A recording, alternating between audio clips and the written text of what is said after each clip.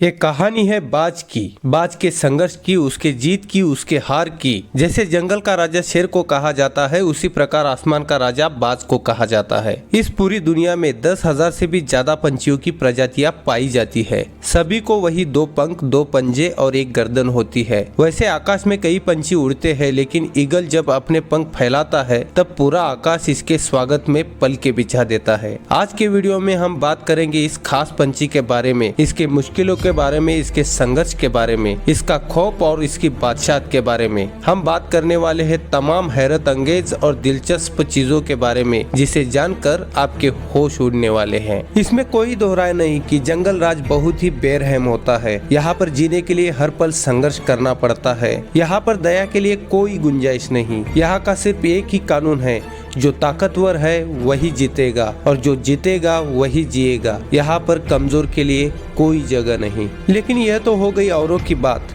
लेकिन जीने के लिए पैदा होने के 2 हफ्ते बाद ही जीने के लिए जंग लड़नी पड़े, और वो भी अपने ही भाई बहनों के साथ, और जहाँ पर माता पिता बैठकर इस लड़ाई का तमाशा देखते रहे। ये कहानी है बाज के जन्म की। एक मादा बाज एक बार में 2 से 3 अंडे देती है, और जब इन अंडों से चूजे निकल आते हैं तो करीब 2 से 3 हफ्तों के बाद वे अपनी भूख मिटाने के लिए एक दूसरे से झगड़ना शुरू कर देते हैं। और यह लड़ाई मात्र हार जीत की नहीं, बल्कि मौत की लड़ाई होती है, जहाँ पर यह बाज अपने ही भाई बहनों को मारकर जीवित रहता है। और इस मौत की लड़ाई को उनके माता पिता देखते रहते हैं, मानो वो भी चाहते हैं जो बलवान है वही जीतेगा और जिएगा। और इसके बाद शुरू होते हैं बाज के संघर्ष की कहानी। नमस्कार दोस्तों, मैं हूँ एमडी और आप देख रहे हैं साई आर्या डिजिटल। दोस्तों, अगर आपको वीडियो अच्छी लगे तो लाइक, शेयर और सब्सक्राइब जरूर कीजिए, जिससे हमारी टीम का हौसला बढ़े। तो अब बढ़ते हैं आगे। बाज के जीवन की शुरुआत ही संघर्ष से होती है। जिस उम्र में बाकी के पंछियों के बच्चे चींची करना सीखते हैं, उस उम्र में एक मादा बाज अपने बच्चों को पंजे में दबाकर हजारों मीटर आसमान की ऊंचाइयों में उड़ जाती है। उसे यह बताने के लिए तेरा जन्म आसमान का सीना चीर के सबसे ऊपर उड़ने के लिए हुआ है। तेरा जन्म पंछियों का बादशाह बनने के लिए हुआ है। जमीन से हजारों मीटर दूर ऊपर ले जाकर मादा बाज उसे अपने पंजों से छोड़ देती है, और यही से शुरू होती है बाज की हाई रिस्क ट्रेनिंग। वो चूजा तेजी से जमीन की तरफ गिरने लगता है। थोड़ा नीचे आता है तो उसके पंख खुलने लगते हैं। नीचे आते आते वो अपने पंख फड़फड़ाने लगता है, लेकिन वह अब तक उड़ना नहीं सीखा है। वो जमीन से कुछ ही ऊपर होता है। ऐसा लगता है कुछ ही सेकंड में उसका जीवन समाप्त हो जाएगा, लेकिन अचानक एक पंजा उसे अपनी गिरफ्त में ले लेता है और वापस आसमान में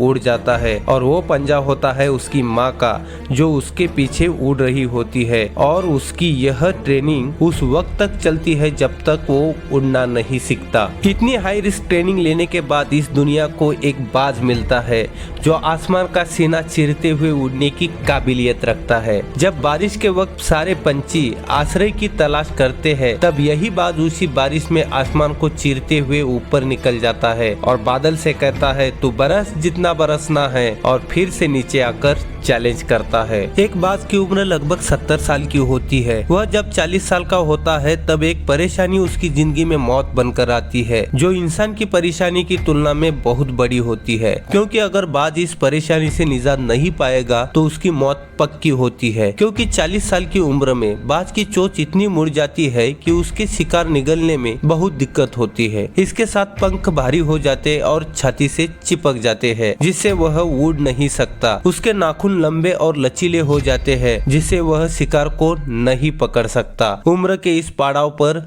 बाज के पास सिर्फ 3 रास्ते होते हैं। नंबर 1, वह अपने शरीर को त्याग सकता है। दूसरा, गिद्ध की तरह छोड़े हुए भोजन पर निर्भर हो सकता है। और तीसरा, सबसे कठिन और पीड़ादायक रास्ता, अपने आप को पुनर्स्थापित करे और आसमान का सीना चीरते हुए और फिर से आसमान में उड़ान भरे। और वह यह तीसरा खतरनाक रास्ता चुनता है। वह पास के सबसे ऊंची चोटी पर चला जाता है, वहाँ पर अपना घोंसला बनाता है, और फिर शुरू होता है परेशानी को जड़ से उखाड़कर आसमान में उड़ने का सफर। वह अपनी चोंच को जमीन पर मार मार कर तोड़ देता है। उसे इस कोशिश में काफी दर्द सहन करना पड़ता है। वह लहूलुहान हो जाता है, लेकिन बाज हार नहीं मानता और इंतजार करता है नई चोंच आने का। उसके बाद पत्थर पर मार मार कर वह अपने नाखून तोड़ देता है और इंतजार करता है नए नाखून के आने का। इसमें भी बाज को काफी दर्द का सामना करना पड़ता है। उसके बाद वह अपने एक एक पंख को अपने शरीर से नोच नोच कर अलग करता है और फिर इंतजार करता है नए पंख आने का। इस प्रक्रिया में पूरे 5 महीनों का समय लगता है और इन 5 महीनों की कड़ी तपस्या के बाद बाज का पुनर्जन्म होता है और वह फिर से तैयार हो जाता है आसमान का सीना चिरकर उड़ने के लिए और फिर एक बार उसी